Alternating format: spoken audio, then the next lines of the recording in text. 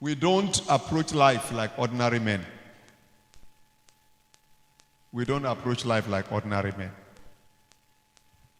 So many persons have come to us and have asked us questions. Are you not afraid? Fear is the food of ordinary people. There is a way we are wired that has made us walk to places and enter territories and achieve things where people were scared to enter. The way I confront things, the way I approach things, I don't like to approach things as an ordinary fellow.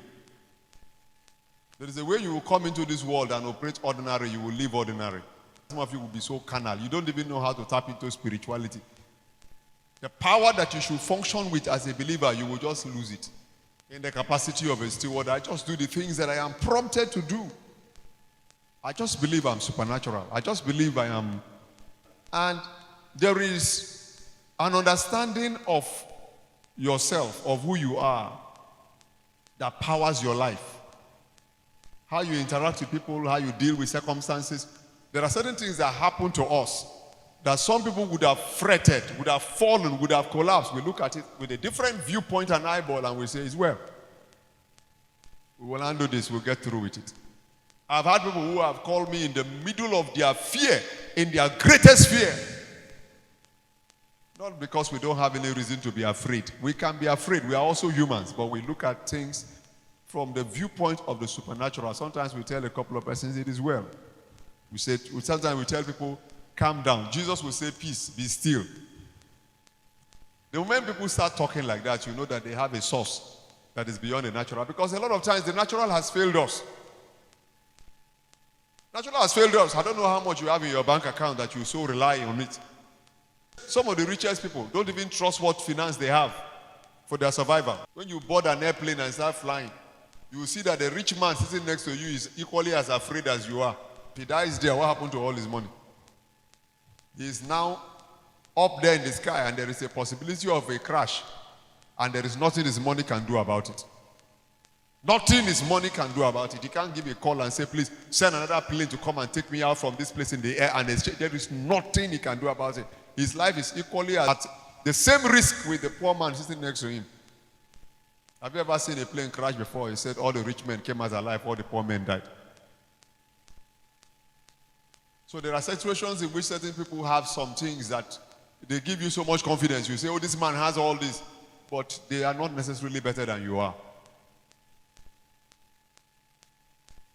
So don't always look at yourself as the least. There are certain things you possess too that you must be confident in. There is a supernatural clothing of wisdom that God has given to us.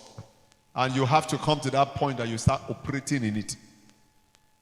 Armor, you are covered. You are not walking the face of this earth unequipped. You are not operating on the face of this earth unfortified. The armor of God is on you. You are wrapped up in the presence of God. He equipped you with everything you needed to survive life. And some of you, sometimes when I see young people walk with me, I deliberately talk the way I talk because I just want to put some level of confidence in you. I don't like mediocres. I don't like fear freaks hanging around me. You know, when Paul went out to preach the gospel and there was a little tumult and persecution, what did Mark do? Mark took off, left Paul there. He said if they were supposed to beat people, they should beat Paul.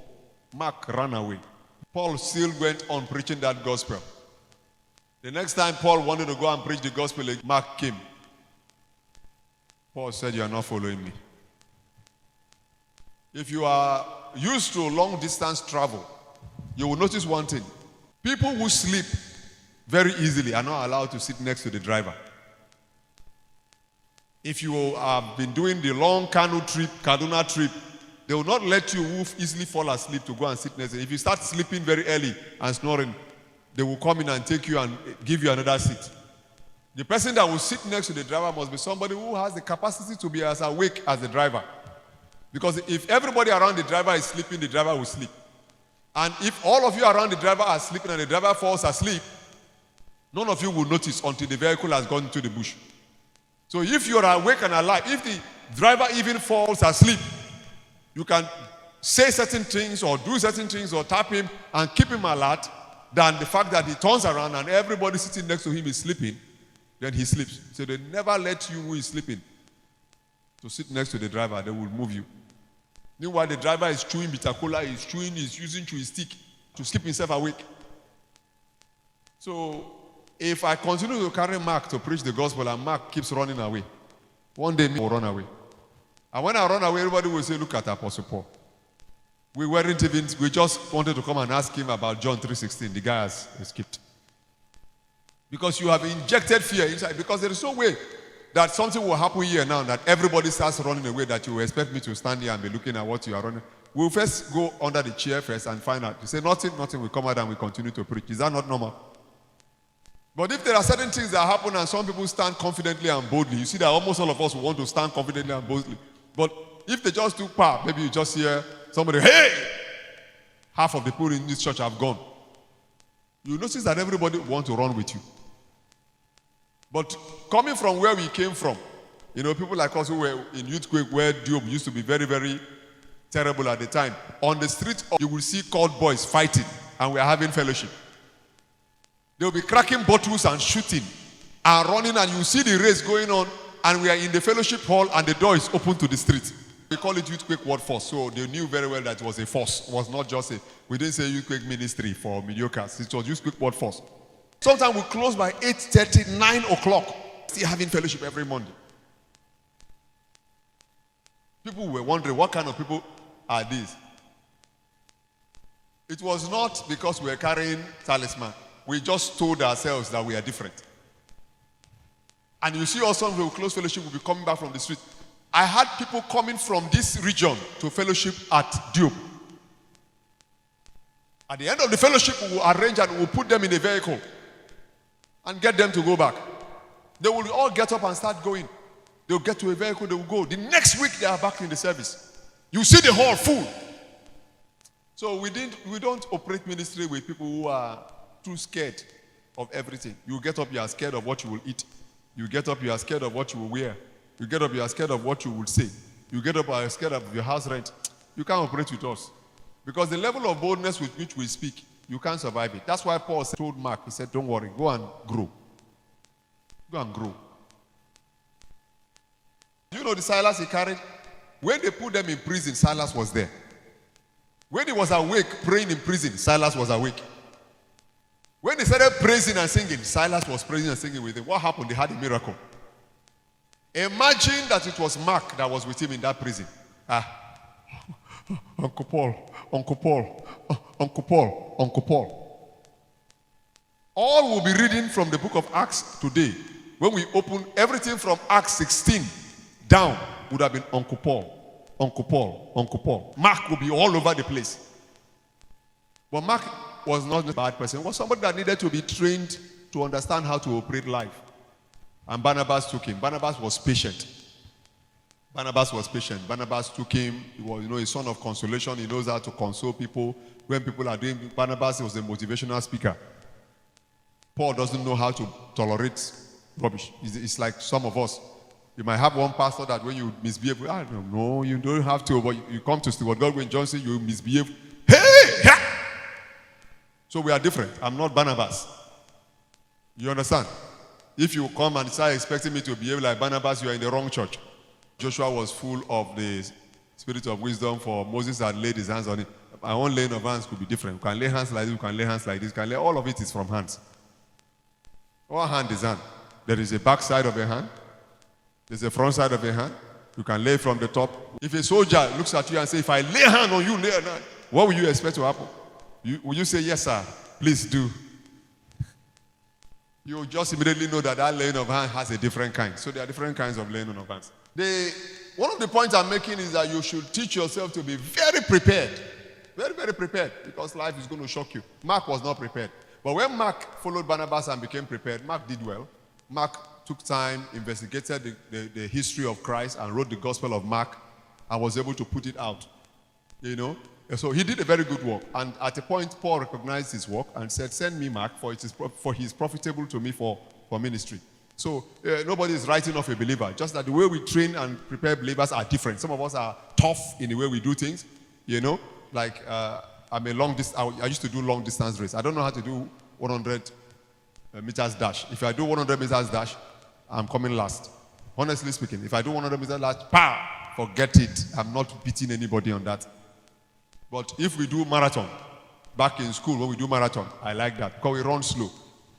We just like to run and see people falling, collapsing, running out of breath. We are running those marathon races and you are beginning to collapse. We drag you, hold your hand, come on, move, move, move, move, move.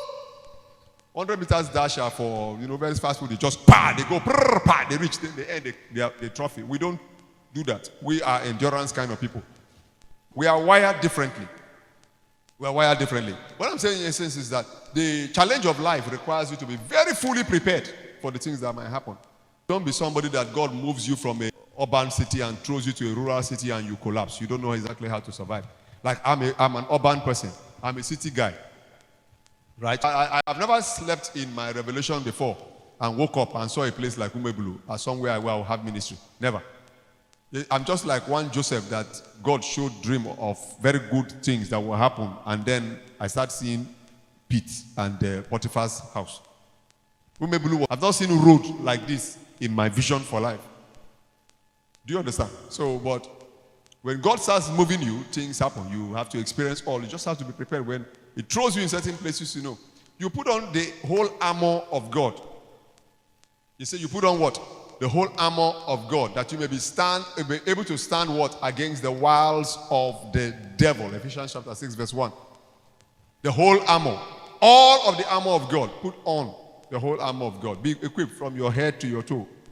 Ensure that you're not roaming this earth empty-headed.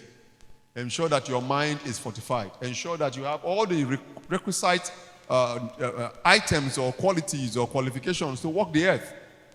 Be equipped. Let God give you fitting armor so that when you want to pursue financial breakthrough, you're not that kind of person that you lose 500,000 naira, your life goes. Some people will just lose 5,000 naira and they are dead. They just go around, I'm dead. Why are you not coming to church? I can't come to church. What happened? I lost my 5,000 naira. You ever encounter those kind of people, there is nothing they would not have achieved with that 5,000 naira. Nothing. If you ever have a relationship with them, if food pass, if I had my 5,000 naira, I would have bought this food now. They see TV, if I had my 5,000 naira, I think I would have saved and bought this TV now. I say, if I had my 5,000 naira, I think I would have been able to pay my way to Lagos. If I had my 5,000, you tell him, bro, calm down. Did you plan to do all of these things with that 5,000 naira? Is it because the 5,000 naira is lost? Suddenly you have seen all the things in the world you would have done with that 5,000 naira. You are just one alarm clock. The book of Lamentation was written for you.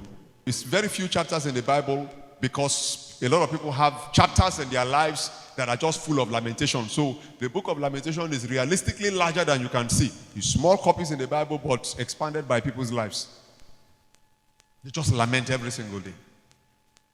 You have to activate God's armor and be ready that, make it very relevant for yourself.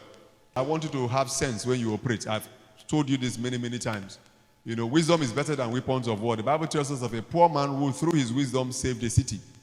Very good negotiators can prevent war. It's not every single time that you put up a fight. Sometimes you have to just know how to talk. You just know how to use wisdom and speak your way to a solution.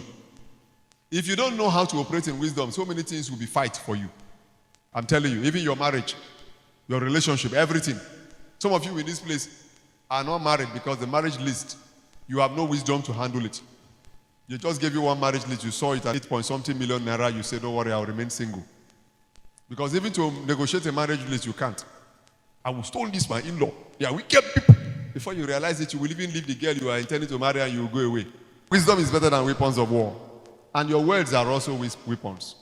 You have to teach yourself how to use them. Death and life are in the power of the tongue. You have to be able to use your words well. So when I say you are supernatural, go out there and be somebody who can talk right.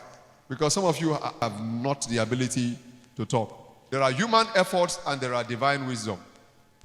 So you can struggle or you can choose to walk the path of wisdom. Now, our key superhero character for this week is Batman. As some people would say that with enough prep time, Batman can fight or face any villain. With enough prep time. Batman is not like Superman. He doesn't have an inherent superpower. Batman's superpower is his wealth. And secondly, his armor. So he takes enough time to prepare the kind of weapon necessary to face the kind of enemies he has to face. That's how Batman operates. So he has all these bunkers on hidden Batmobiles and armors and armorage and things that he puts up, and he comes out to face the enemies in Gotham. Batman spends time preparing. That's how you could see that they could pitch Batman against Superman, and Batman beats Superman. You know, by natural might, Batman won't, but with enough preparation, enough thinking, enough planning. So our superhero character to just look at, alongside with our Bible characters, is just look at the story of Batman. He has his own inherent fear.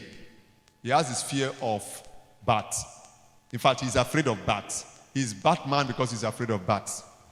But he wears his fear, and he identifies himself by his fear.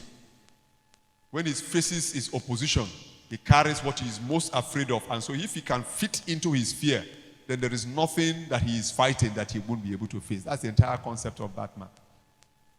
His greatest fear as a child was what he faced, the horror of bats that scared him.